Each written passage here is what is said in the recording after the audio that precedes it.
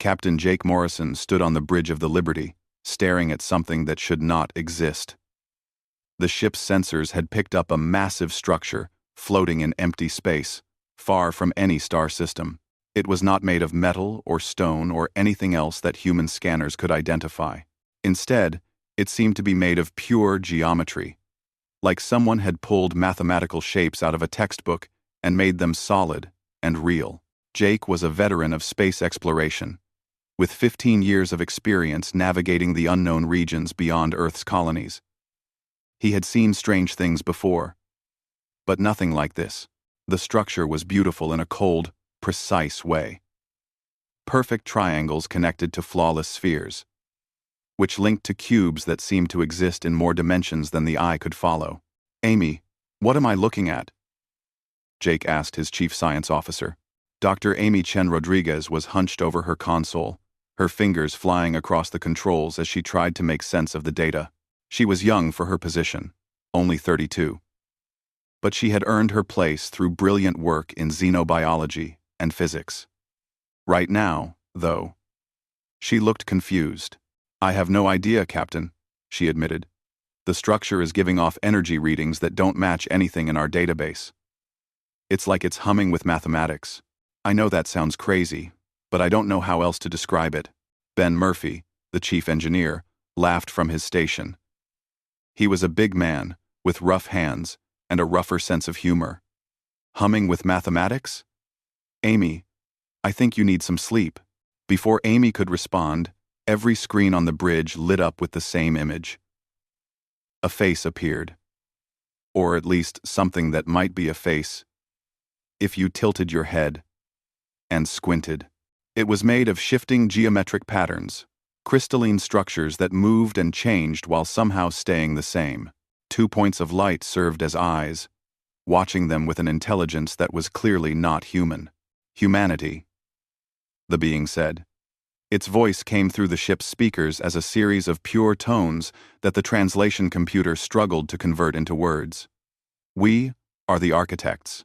We have been observing your species for 63 of your years. We have calculated your patterns. We understand you completely.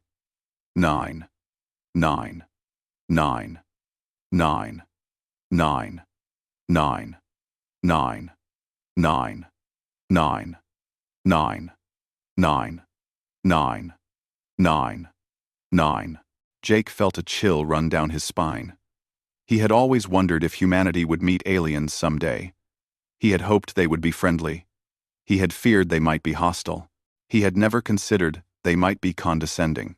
"I'm Captain Jake Morrison of the exploration vessel Liberty," he said, keeping his voice steady.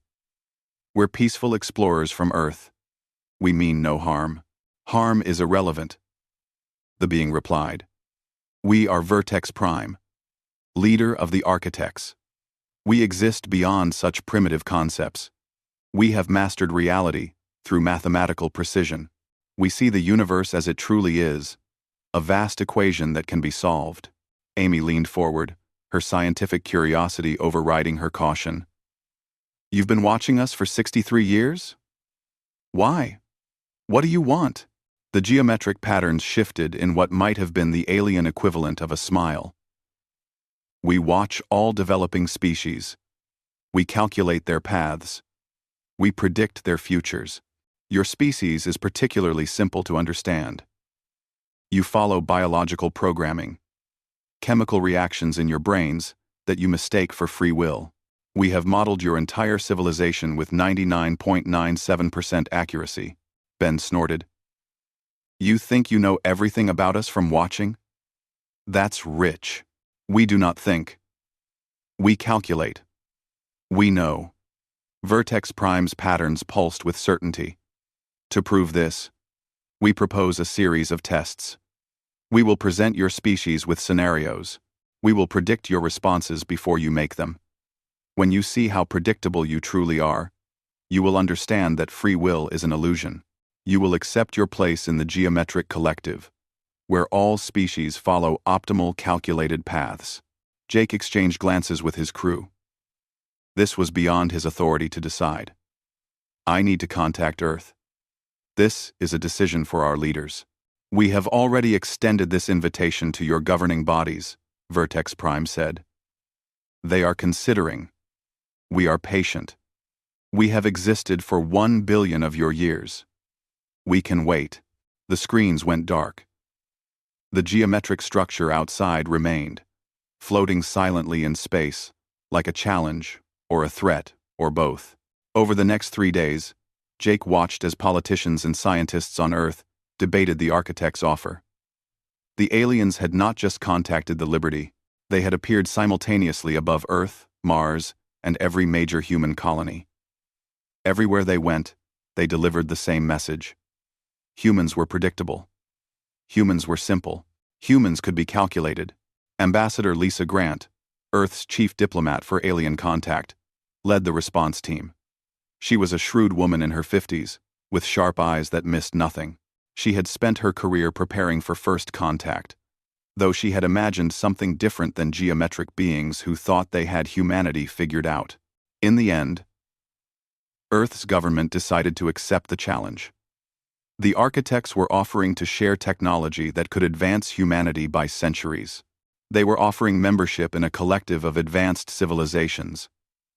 All humanity had to do was participate in some tests and acknowledge what the architects claimed was a fundamental truth of the universe. Lisa's official message to Vertex Prime was diplomatic and carefully worded, but Jake knew what it really meant. Earth was saying, "Fine. Try to predict us. Let's see how well your calculations work." The first test was announced a week later. The architects had constructed a neutral space station in an empty region of space. They invited representatives from Earth to participate in a controlled scenario. The station would simulate a crisis. The architects would predict how humans would respond. Everyone would see how accurate their calculations were. Jake volunteered to lead the human team, and he brought Amy and Ben with him. Lisa came as Earth's official observer. The Liberty docked at the geometric station, and they stepped into an environment that hurt to look at. Everything was too perfect, too precise. There were no rough edges, no organic curves, no signs that anything living had ever touched this place. Vertex Prime met them in a large chamber that seemed to exist in 4 dimensions at once. "Welcome," the architect said. "We have prepared a scenario based on extensive study of human psychology and history. We will present you with a crisis. Before you act, we will show you our predictions. Then, you will act. Then you will see how accurate we were." "What kind of crisis?" Lisa asked. "A survival scenario," Vertex Prime answered. "One that has occurred thousands of times in your species' history. You will find it familiar. We will find it predictable." The chamber around them dissolved into something new. Suddenly, they were looking at a holographic representation of a research station. Red warning lights flashed. Alarm sounds wailed. Text scrolled across screens, showing system failures and life support problems. The holographic station materialized around them with disturbing clarity. Jake could see every detail of the crisis. 73 people trapped in different sections of a failing research outpost. Oxygen levels dropping. 6 evacuation pods, but only 4 were functional. The math was brutal and simple. Not everyone could survive. Vertex Prime's geometric form pulsed with confidence. "We will now show you our 3 predicted response patterns. Pattern Alpha assumes logical hierarchy. You will save the most valuable individuals first, based on skills and social importance. Medical personnel, engineers, scientists. Pattern Beta assumes emotional decision-making. You will save children and elderly first, regardless of survival value. Pattern Gamma assumes chaos, panic, fighting. Strongest individuals taking resources by force. Jake watched the 3 holographic scenarios play out. In each one, humans acted exactly as the architects predicted. In Pattern Alpha, they created orderly lists and made cold calculations. In Pattern Beta, they wept and sacrificed themselves for loved ones. In Pattern Gamma, they fought and screamed and died badly. All three patterns were based on real human history. All three had happened before. These are your only options, Vertex Prime stated. You cannot escape these patterns. They are fundamental to your biology. Amy studied the station layout on her portable scanner. Can we examine the actual situation before we respond? Of course. We want accurate data. The architect seemed pleased, as if this request confirmed their predictions. Jake, Amy, and Ben spent 10 minutes examining every aspect of the scenario. They talked to the holographic civilians, checked the equipment, tested the systems. Lisa watched quietly, taking notes. The architects observed everything, no doubt comparing human actions to their calculated predictions. Finally, Jake gathered his team. Okay, here's what we're going to do. First, we're going to let the people on the station vote on who gets evacuated first. Vertex Prime's patterns flickered. That is not one of the three predicted patterns. Vertex. No, it's not, Jake agreed. Ben, can you do anything about the power grid? Ben was already pulling tools from his belt. Maybe. The architects built this simulation really detailed. If it's too realistic, I might be able to hot-wire the backup generators. It won't be safe, and it probably won't last long. But it might buy us time. That action is not logical, Vertex Prime said. The backup generators are damaged beyond standard repair protocols. Good thing I don't follow standard protocols, Ben said cheerfully. He moved to a control panel and started pulling it apart. Amy was talking to the holographic civilians, asking them questions. Has anyone here done any kind of breath control training? Yoga? Meditation? Free diving? Anything like that? Several people nodded. Amy smiled. Great. I'm going to teach everyone a technique I learned when I was competing in freediving championships. It's called static apnea. We can extend the oxygen supply by controlling our breathing and heart rate. That training is not in standard emergency protocols, Vertex Prime observed. This was not calculated. Yeah. Well, I picked it up as a hobby, Amy said. Humans do a lot of things that aren't in official training manuals. While Amy taught breathing techniques to 73 frightened people, and while Ben performed what could only be described as engineering magic on a power system that should not work, Jake organized the voting process. Each person on the station got to cast a vote on evacuation order. They could vote for themselves, for others, or abstain entirely. The whole process took precious minutes. Oxygen continued to drop. The architects watched in what seemed like confusion, though it was hard to tell with geometric patterns. The voting results were typically human. Most people voted for others to go first, especially children and elderly. But several elderly people voted for younger individuals. Parents voted for other people's children. A teenage boy voted for a scientist who had been mean to him because, as he explained, she's got important research. I'm just a kid. Jake organized the evacuation based on the vote results. But Ben's hot wiring trick had bought them an extra 20 minutes of power. Amy's breathing techniques had reduced oxygen consumption by almost 30%. Suddenly, there was time to repair a third evacuation pod that had seemed hopeless. All 73 people evacuated safely. Vertex Prime was silent for a long moment. This outcome was not predicted. You did not follow any of the three patterns. Your success rate was not calculated. Number 5. Although. We can go. We can go. We can go. We can go. We can go. We can go. We can go. We can go. You calculated wrong, Ben said, wiping grease from his hands. Impossible.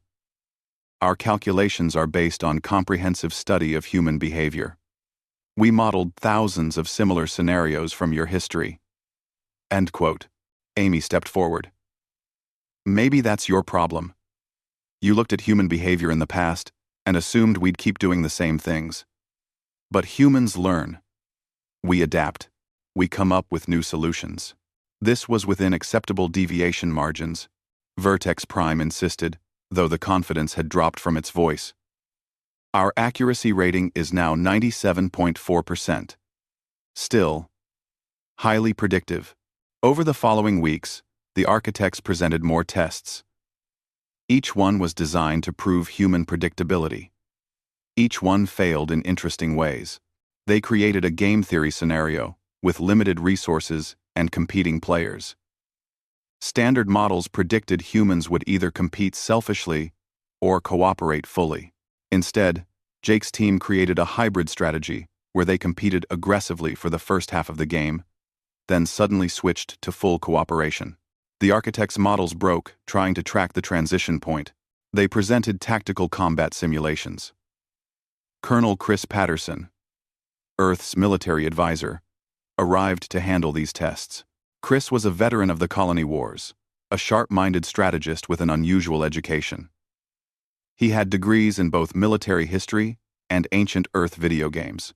When the architects presented a space battle scenario, Chris used tactics based on a 1,000-year-old video game called StarCraft. He combined this with strategies from the Mongol conquests and a naval battle from Earth's Second World War. The resulting approach was so bizarre that the architects' prediction algorithms could not classify it. "This is irrational," Vertex Prime protested. "You are combining unrelated historical events and fictional entertainment." "Irrational?"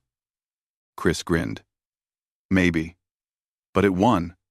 Doesn't that count for something?" The architects ran more simulations. They added more variables to their models. They studied more human history. They scanned human brains to understand neural patterns better. Their calculations became increasingly complex, with equations that would take human computers years to process. But their accuracy kept dropping. 97% became 89%, then 76%, then 63%. Vertex Prime grew visibly frustrated, at least as much as a geometric being could show emotion. "This should not be happening. We have studied thousands of species. All follow predictable patterns. Why are humans different?" Amy had been thinking about this question for weeks. She finally had an answer. "I think I know. Can I explain? Please." Vertex Prime actually sounded desperate. "You're trying to predict human behavior like you'd predict a chemical reaction or a physics problem," Amy said. "You're looking for consistent patterns, optimal solutions, logical progressions. But that's not how human brains evolved." She pulled up a display showing Earth's evolutionary history. Humans evolved on a planet that was constantly changing. Climate shifts, environmental chaos, unpredictable threats. Our brains didn't evolve to find the one perfect solution to problems. They evolved to generate lots of different solutions, try new things, combine ideas in weird ways. We're not optimized for efficiency. We're optimized for creativity. Creativity is simply novel combinations of existing elements, Vertex Prime argued. It can be modeled mathematically. Can it? Amy challenged. Can you predict what combination I'll come up with? Can you calculate which old memory I'll connect to which new problem? Can you model the random joke someone tells me that changes how I think about something? Vertex Prime was silent. You're treating humans like we're trying to solve equations, Amy continued. But we're not. We're trying to do something interesting. We're trying to surprise ourselves. Half the time, we don't even know what we're going to do until we do it. Ben nodded. She's right. I didn't know I could hotwire that power grid until I tried. I just saw some wires and thought, hey, what if I connect these in a weird way? That's not something you can predict. That's just me being bored and curious. Lisa spoke up for the first time in hours. Vertex Prime, I think you're approaching this challenge from the wrong direction. You're trying to prove we're predictable, but every test is showing you the opposite.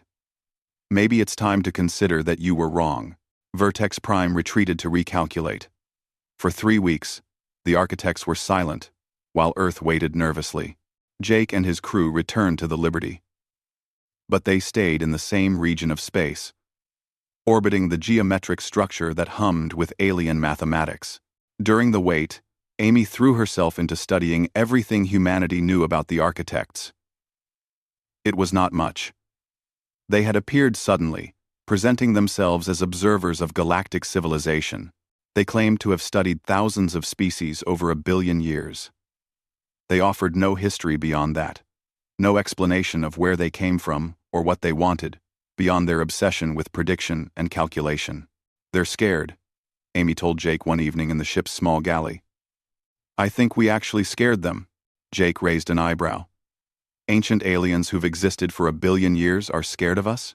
Think about it. They've built their entire existence around being right, around calculating everything perfectly. Then we show up, and their accuracy drops by 30% in a few weeks. That has to be terrifying for them." Ben joined them with a cup of coffee, looking tired.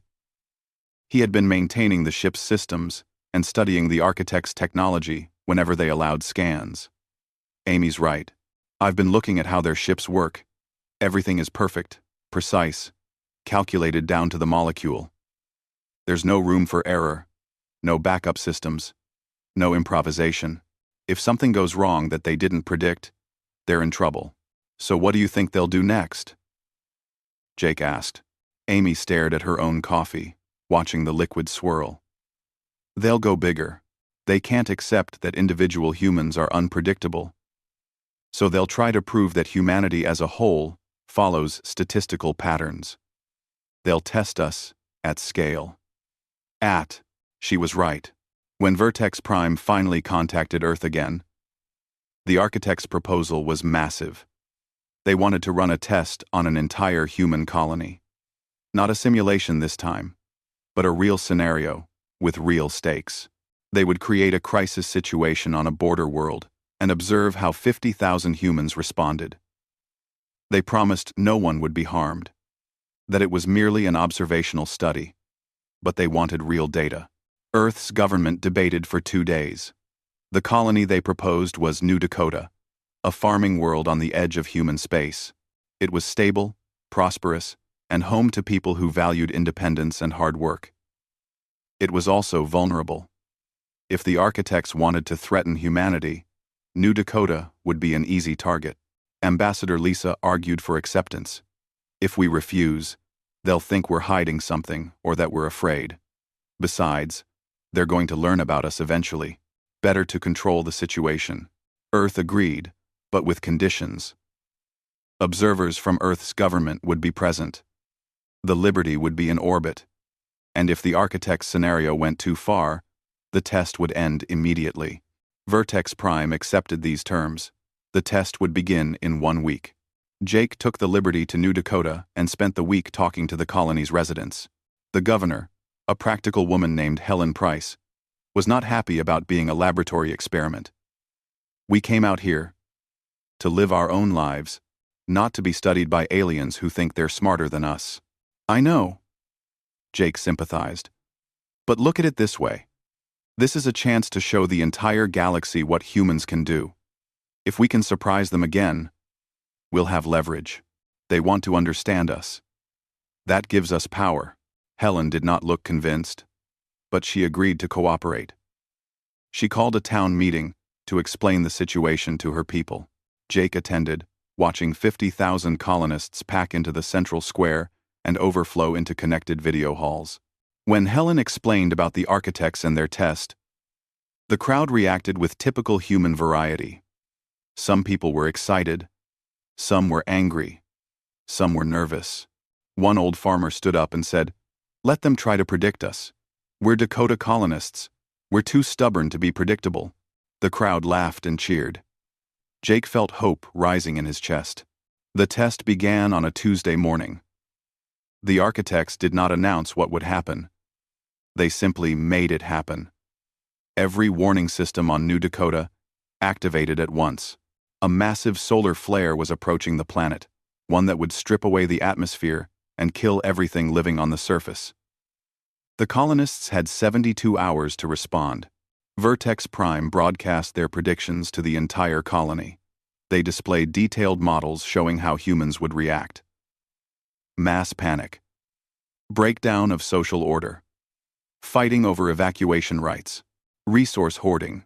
A predictable cascade of fear and selfishness as survival instincts overwhelmed civilization. The architects had studied hundreds of disaster scenarios from human history. They had modeled riots, evacuations, and social collapse. They projected that within 24 hours, New Dakota's government would lose control. Within 48 hours, violence would erupt. Within 72 hours, the strongest and richest would escape, while the weak were left behind. For the first 6 hours, it looked like the architects might be right. There was panic. People rushed to stores buying supplies. Communication networks overloaded. Some families started packing to leave without permission. Then something unexpected happened. A schoolteacher named Katie Stevens got angry. Katie taught 3rd grade in the colony's main school district. She was 34 years old, divorced, and raising 2 kids on her own. She was not a leader, or a hero, or anyone special. She was just a teacher who was tired of being told what humans would do. Katie remembered that her grandfather had been a ham radio operator back on Earth. He had taught her the basics when she was young, before modern communication made it obsolete. New Dakota's main networks were overloaded, but there were old radio systems in storage, emergency backups that no one used anymore. Katie broke into the storage facility, took 6 radio sets, and started handing them out to kids in her class.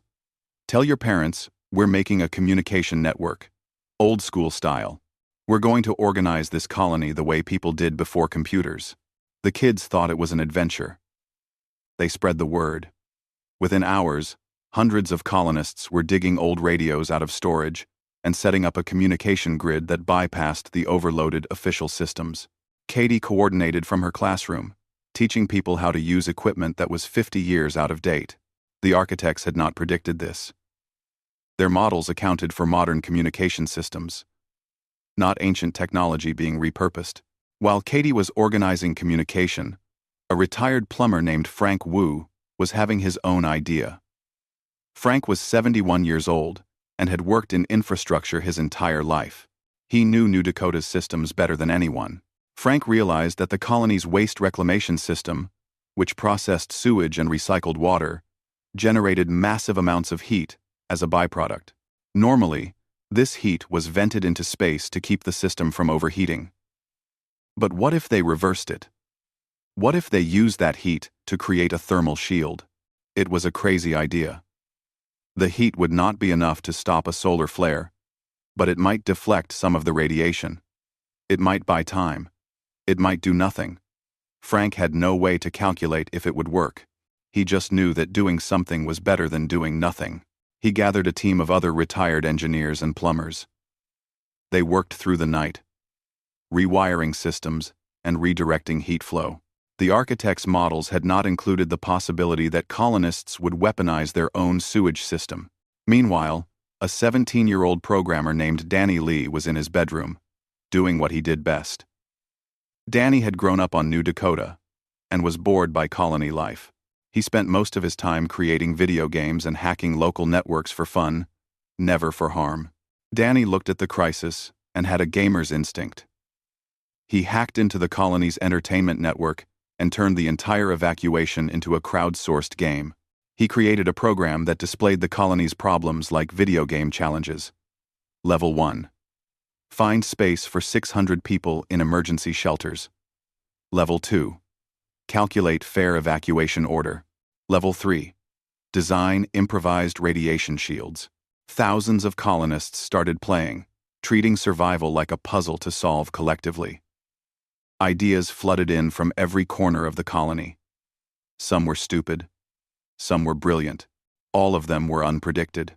Governor Helen coordinated everything from the Central Command Center. She watched in amazement as her colony came together in ways that made no logical sense, but somehow worked. People were not following the hierarchy of value or the chaos of panic. They were following a mix of old radio networks, reversed sewage systems, and video game logic. Jake watched from orbit, relaying everything to Earth and to the architects. Vertex Prime was silent, but Jake could see their geometric structure pulsing with what might have been confusion. 72 hours passed. The solar flare hit New Dakota exactly as predicted. But the colony was ready with solutions no one had calculated. Katie's radio network kept everyone coordinated. Frank's heat shield deflected just enough radiation to matter. Danny's crowdsourced solutions provided backup plans for backup plans. The colony suffered damage. Some systems failed. Some people were injured. But everyone survived.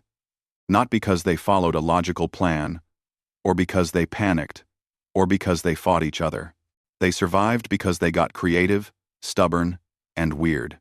When it was over, Vertex Prime finally spoke. This was not predicted. The probability of this specific combination of solutions was 0.0003%. Statistically impossible. But it happened, Amy said quietly. She had been on the planet's surface, documenting everything. It happened because you can't predict creativity. You can't calculate stubbornness. You can't model the fact that humans hate being told what they'll do. Jake added, "You tried to predict individuals, and we surprised you. You tried to predict us as a group."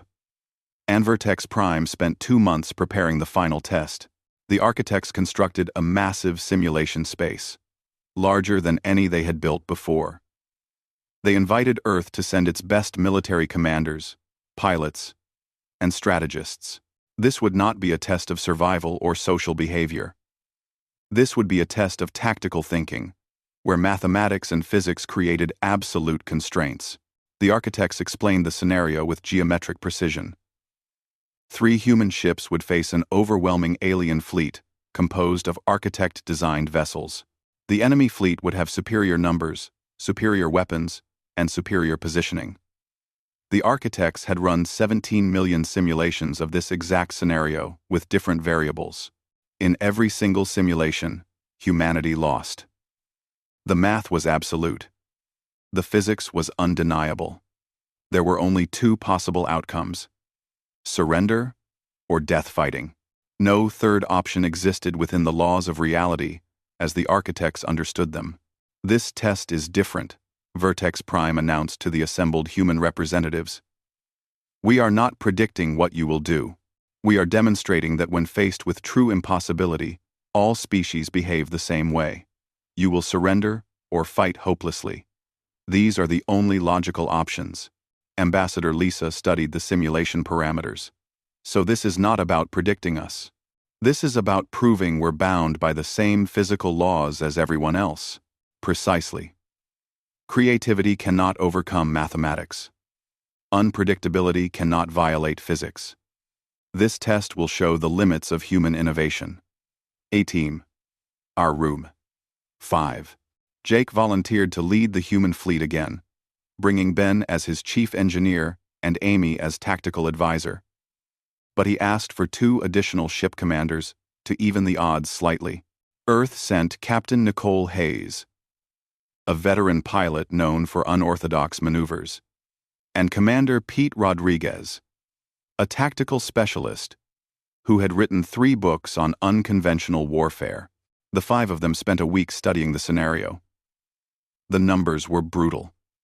The enemy fleet consisted of 30 vessels, each more powerful than any human ship.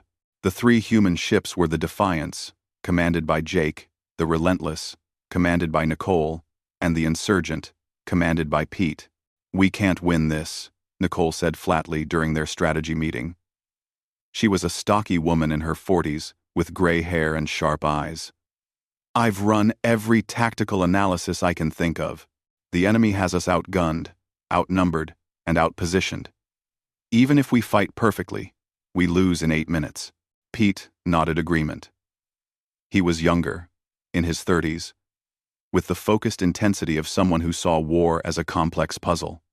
"The architects are right about one thing. Physics does not care about creativity.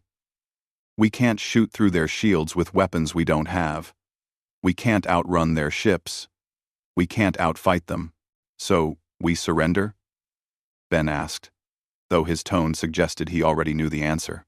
"We do not surrender," Jake said firmly. "But Pete's right. We can't fight them directly. So we don't fight them directly. We fight the scenario itself. Amy leaned forward. What do you mean? The architects said this test is about showing that we're bound by physical laws. Fine. We accept that. But who says we have to fight by their rules? They designed this scenario based on conventional warfare. What if we make it unconventional? What? Nicole grinned suddenly. I like where this is going. They've run 17 million simulations of normal tactics, so we use abnormal tactics. They spent the next 3 days planning something that was not quite a battle strategy, and not quite a prank. It was something uniquely human. A mix of physics, psychology, and sheer audacity. The test began in a neutral region of space. The 3 human ships took their starting positions, facing an enemy fleet that looked like a perfect geometric formation. Every ship was positioned with mathematical precision, creating overlapping fields of fire that left no gaps, no weaknesses. Vertex Prime observed from a distance, along with Ambassador Lisa and hundreds of other human and architect representatives. Everyone watched to see how humanity would face certain defeat. Jake's first move was to do nothing.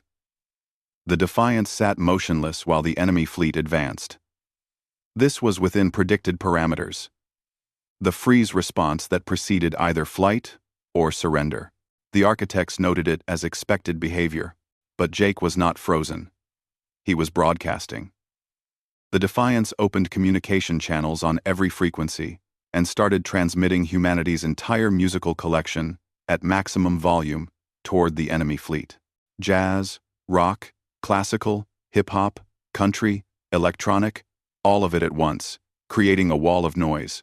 Captain Morrison, what is the purpose of this action? Vertex Prime asked, sounding confused. I like music, Jake replied. Thought I'd share.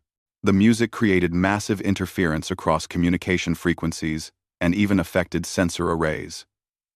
The enemy fleet's targeting systems had to compensate for unexpected signal noise. It was not much, but it was something the architects had never calculated as a tactical choice. While music blasted across space, Ben was doing something that would have gotten him court-martialed in a real military. He was venting atmosphere from non-essential sections of the Defiance, creating a cloud of frozen air and debris around the ship. On radar, it looked like multiple ships, or like the Defiance was breaking apart, or like something else entirely, depending on how you interpreted the sensor data. The enemy fleet adjusted their targeting, trying to compensate for the false signals. Their perfect formation shifted slightly, becoming marginally less perfect. Nicole's ship, the Relentless, began doing something even stranger. She was flying in patterns that seemed random at first, but Amy recognized them from her studies of the architects. Nicole was tracing geometric shapes in space, mathematical symbols in the architect's own language. Commander Hayes, your flight path is not tactically sound, Vertex Prime observed. I'm not trying to be tactical. Nicole called back. I'm trying to talk. Amy had spent months studying how the architects communicated through geometry and mathematics. She had taught Nicole a few basic phrases in their visual language. Nicole was not communicating with Vertex Prime or the observers.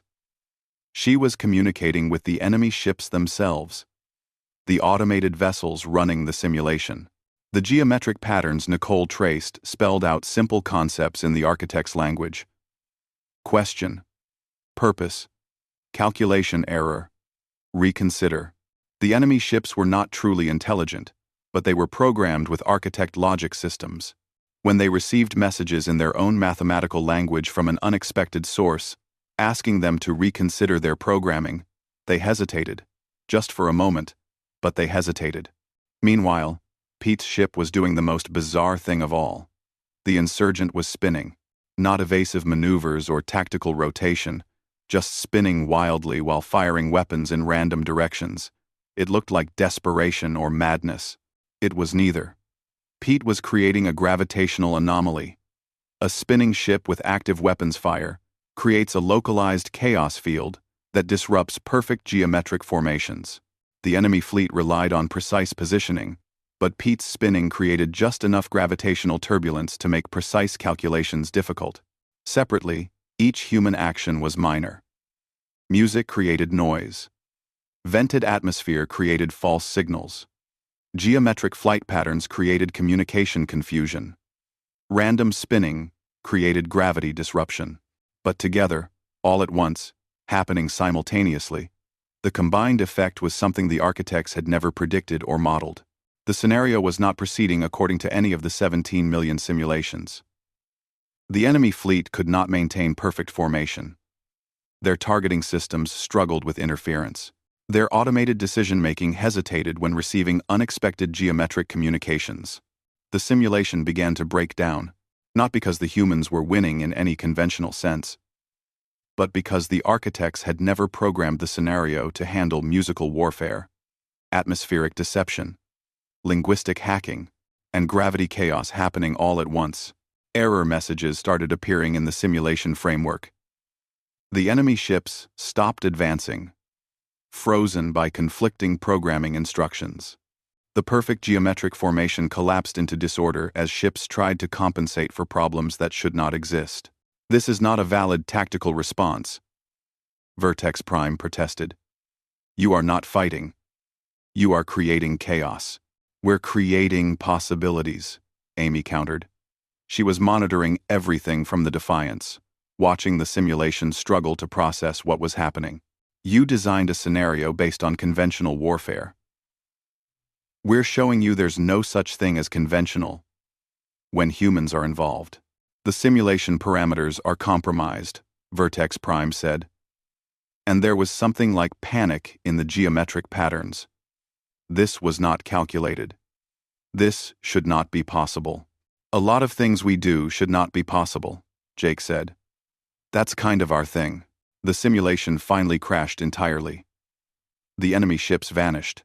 The 3 human vessels hung in empty space, surrounded by scattered atmosphere, interference noise, and the fading echoes of humanity's music.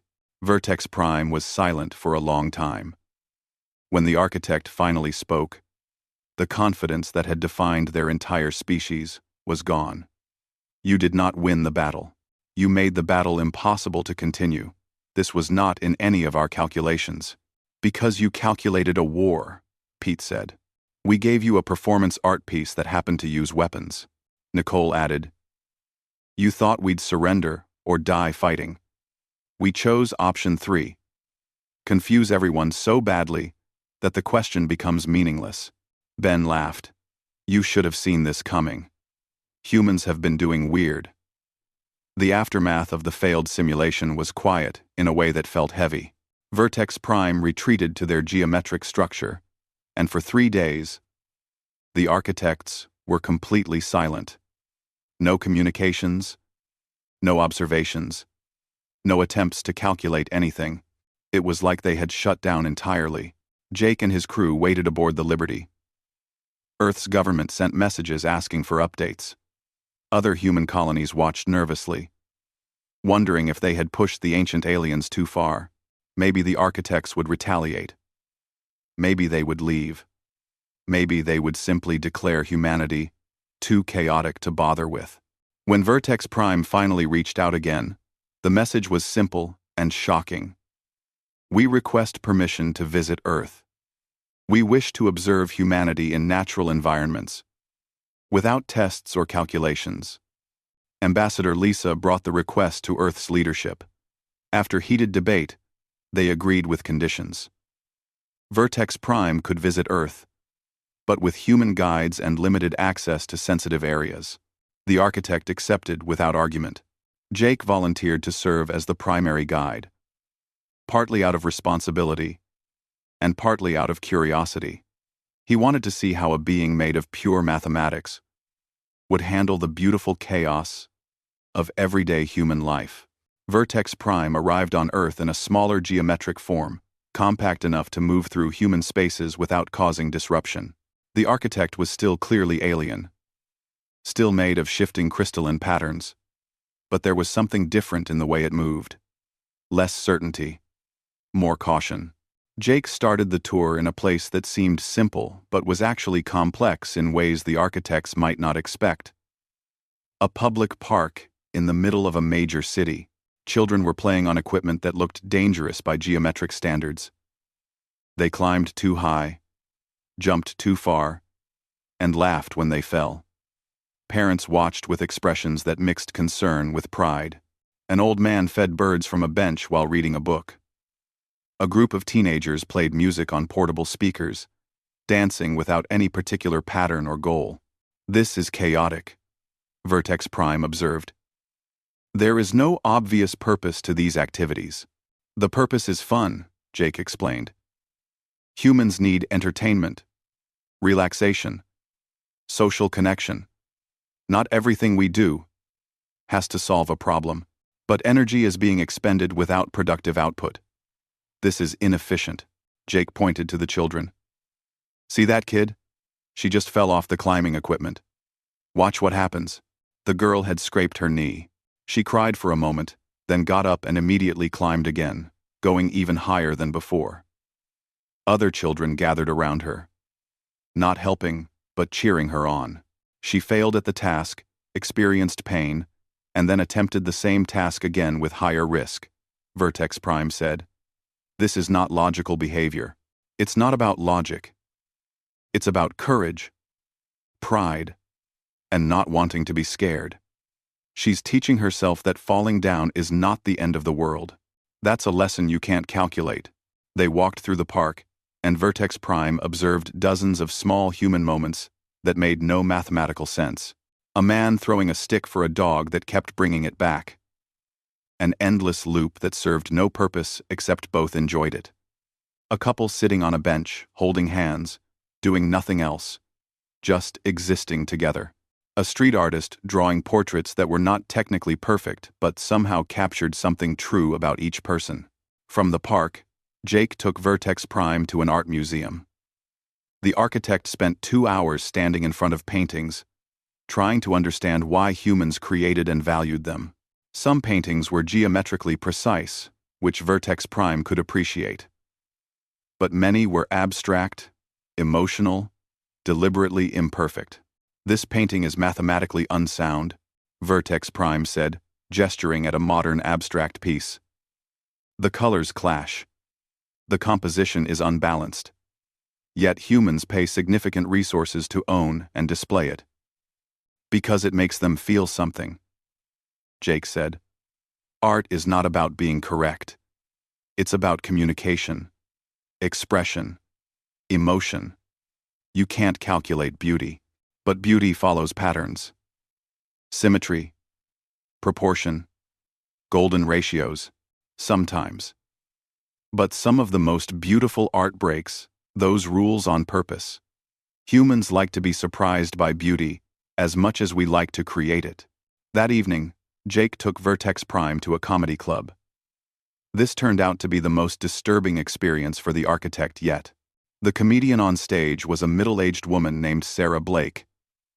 She told stories about her family, her job, and everyday frustrations.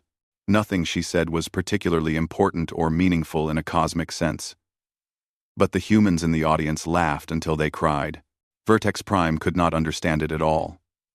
The comedian makes statements that are factually incorrect, or describes situations with negative outcomes. Why does this produce pleasure responses in the audience? Because she's pointing out the absurdity of life, Jake explained. Humans laugh when we recognize the gap between how things should be and how they actually are. Humor is about surprise, about violated expectations. Sarah told a joke about trying to assemble furniture with confusing instructions. The punchline involved her building something that looked nothing like the picture on the box. The audience roared with laughter. But she failed at her goal, Vertex Prime protested. She wasted time and resources. This is not worthy of celebration. No, but it's worthy of laughter because we've all been there. We recognize the shared human experience of things not going according to plan. That connection is valuable, even if the outcome was not optimal. Vertex Prime watched several more comedians, each one using a different style. Some told stories, some made observations about society, some used wordplay and puns that made Jake groan. After 2 hours, the architect finally spoke again. Humor is the most unpredictable human trait, Vertex Prime said quietly. Jokes work precisely because they violate predicted patterns. Laughter is a response to surprise. The entire art form is based on being unpredictable. Exactly, Jake said. You can't calculate what will be funny, because if you could predict the joke, it would not be funny anymore. Humor requires the unexpected. Over the next week, Jake took Vertex Prime to a dozen different human environments. They visited a school where children learned through play and mistakes. They attended a town hall meeting where humans argued passionately about minor local issues. They watched a sports game where neither team followed optimal strategies, but both played with heart and determination. They visited a restaurant where the chef explained that cooking was equal parts science and intuition, that recipes were guidelines, not rules, and that sometimes the best dishes came from happy accidents. They went to a library where a librarian explained that humans read not just for information, but for emotion, entertainment, and escape. They even spent an afternoon at Ben's workshop, watching the engineer fix impossible problems through sheer stubbornness and creative use of duct tape. The universe says this should not work, Ben explained while holding together two incompatible systems with improvised repairs. I say, the universe can deal with it. Finally, Jake brought Vertex Prime back to the Liberty for a private conversation. The architect had been quiet for most of the day, its geometric patterns shifting in ways that suggested deep processing. I have made a significant error, Vertex Prime said. We have made a significant error. What error? Jake asked gently. We assumed that because we could model the universe through mathematics, we could model consciousness the same way. We assumed that intelligence seeks optimal solutions, that behavior follows logical patterns, that all minds work toward calculable goals. The architect's patterns pulsed with something that might have been humility. But human consciousness is not a calculation. It is an exploration. You do not seek the right answer. You seek interesting questions. Dr. Amy joined them, floating through the ship's low gravity with practiced ease. That's a good way to put it. Human brains evolved to explore possibility space, not to optimize within known parameters. We're designed to ask, what if, more than what is? Your unpredictability is not a flaw in your design, Vertex Prime continued. It is your primary feature. You survive and thrive specifically because you cannot be predicted, even by yourselves. So what does this mean for your species? Jake asked. You've spent 1 billion years being certain about everything. Now you're uncertain about us. How does that change things? Vertex Prime was silent for a long moment. It changes everything. We must reconsider our fundamental understanding of consciousness, intelligence, and life itself. We have observed thousands of species, and we have calculated them all successfully. But we calculated them as complex machines, not as creative beings. We need a new framework. What kind of framework? Amy asked, her scientist curiosity piqued. One that includes chaos as a feature, not a problem to be solved. One that recognizes creativity as fundamental to consciousness, not a deviation from logic. We are beginning to develop what we call chaotic sentience theory. It is mathematics, but mathematics that embraces uncertainty rather than eliminating it. Over the following months, the relationship between humanity and the architects transformed completely. Vertex Prime stopped trying to predict humanity and started trying to learn from them. Other architects arrived, cautiously at first, to study this species that had shaken their billion-year certainty. The architects did share their technology with humanity, but not as superior beings teaching inferior ones. They shared as equals, or perhaps even as students. Human engineers combined architect precision with human improvisation, creating hybrid technologies that neither species could have developed alone. Ben worked with architect engineers to design ships that were both mathematically perfect and creatively adaptable. Amy collaborated with architect scientists to develop theories that bridged calculation and intuition. Even the comedy club that had confused Vertex Prime so badly became a regular stop for visiting architects trying to understand humor. On a spring day, almost a year after first contact, Jake stood on the bridge of the Liberty, preparing to depart for a new exploration mission. Vertex Prime appeared on the view screen one final time. "Captain Morrison, we have recalculated our models of human behavior using our new chaotic sentience framework. Our prediction accuracy is now 37%. Jake laughed. "That seems low." "It is fascinatingly low," Vertex Prime agreed. And there was something like joy in the geometric patterns. "For 1 billion years, we have existed in near-perfect certainty. We knew what would happen next. We calculated every outcome. Do you know what that becomes after 1 billion years?" "What?" "Boring," Vertex Prime said, using a human word with what seemed like relish. "Humanity has given us something we have not experienced in countless millennia. Surprise. Uncertainty. Possibility. We do not know what you will do next, and we find this absolutely fascinating. Glad we could help," Jake said with a grin. "We are curious to see what happens as our species interact more. We cannot predict it, which means it will be interesting." The communication ended, and Jake looked at his crew. Amy was reviewing research data. Ben was humming while checking engine systems. Outside the view screen, Earth hung in space, beautiful and chaotic and unpredictable. "You know what's funny?" Ben said without looking up from his console. "We just taught billion-year-old geometric aliens that being unpredictable is a good thing. That's got to be humanity's weirdest achievement yet. Wait until we introduce them to jazz music," Amy suggested. "Or reality television. Or pineapple on pizza debates." Jake laughed and gave the order to depart. The Liberty accelerated away from Earth, heading toward unknown regions of space, where unknown challenges waited. And somewhere behind them, ancient aliens were recalculating their models and learning to appreciate the beauty of not knowing what came next. Vertex Prime had thought humans were predictable. They had calculated humanity's patterns with billion-year-old mathematics. They had been supremely confident in their understanding. It had been a big mistake, but perhaps the best mistake they had ever made. Because in the end, the greatest gift humanity gave the architects was not technology or knowledge or alliance. It was wonder, the sense that the universe still held surprises, that consciousness was more than calculation, and that sometimes not knowing was more valuable than certainty.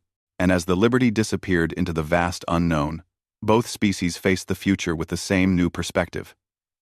They did not know exactly what would happen next, but they knew it would be interesting. Some guy brought a bagpipe to a gunfight and scared everyone. "Bagpipe?" Vertex Prime asked weakly. "Never mind," Lisa said, stepping forward. "Vertex Prime, I think it's time to acknowledge what these tests have shown. You can't predict us, not as individuals, not as groups, not in tactical situations. Every time you try, we find a new way to surprise you. But why?" The architect sounded genuinely confused and perhaps a little desperate. "We have studied for 1 billion years. We have mastered mathematics. We have modeled reality itself. Why can we not model you?" Amy had the answer she had been developing throughout all these tests. "Because you're looking at us wrong. You're trying to calculate what we'll do next, like we're solving for x in an equation. But we're not solving for anything. We're exploring possibilities. We're trying to surprise ourselves as much as we surprise you." Vertex Prime's geometric patterns shifted and changed. Processing this information, the ancient alien was having to reconsider 1 billion years of certainty, and Jake knew that whatever happened next would change everything. "We surprised you again. Maybe the problem is not your calculations. Maybe the problem is trying to calculate us at all." Vertex Prime's patterns shifted rapidly, showing what might have been distress. "We have studied for 1 billion years. We have mastered the mathematics of reality. We cannot be wrong about something so fundamental. You're not wrong about mathematics, Amy said gently. You're wrong about consciousness. We're not equations to be solved. We're possibilities to be explored. The architect was silent for a long time. When it finally spoke, the confidence was gone from its voice. We require more data. One final test. If you surprise us again, we will concede that our understanding is incomplete. Jake looked at his crew. Then at the colonists of New Dakota celebrating their survival. He thought about Katie and Frank and Danny. Ordinary people doing extraordinary things simply because someone told them they could not. One more test, Jake agreed. But I'm warning you now. We're going to surprise you. We are never wrong, Vertex Prime said automatically. Then the geometric patterns shifted, showing something that might have been doubt. We have never been wrong before. There's a first time for everything, Jake said. And honestly, that's kind of beautiful. You've existed for 1 billion years, and we just showed you something new. That's gotta count for something. The architects did not respond. They simply displayed a new notification. We require additional data. Prepare for expanded testing protocols. Jake looked at his crew. They all wore the same expression, a mix of exhaustion and determination, and something like pride. They had faced the calculations of a billion-year-old civilization and come out ahead, not through superior logic or advanced technology, but through pure human unpredictability. And the tests were only beginning. This station contains 73 human civilians, Vertex Prime explained. Limited oxygen. Damaged evacuation pods. Insufficient resources for everyone to survive. A classic dilemma. We have calculated 3 possible response patterns based on your species' behavior. You will follow one of them. You cannot. Surprise us. Jake looked at Amy and Ben. He saw his own thought reflected in their eyes. The architects might be ancient and advanced, and mathematically brilliant, but they clearly had never met a human who did not like being told what they would do. All right, Jake said quietly. Let's show them what happens when you assume you know everything about humanity. Ben grinned. This is going to be fun,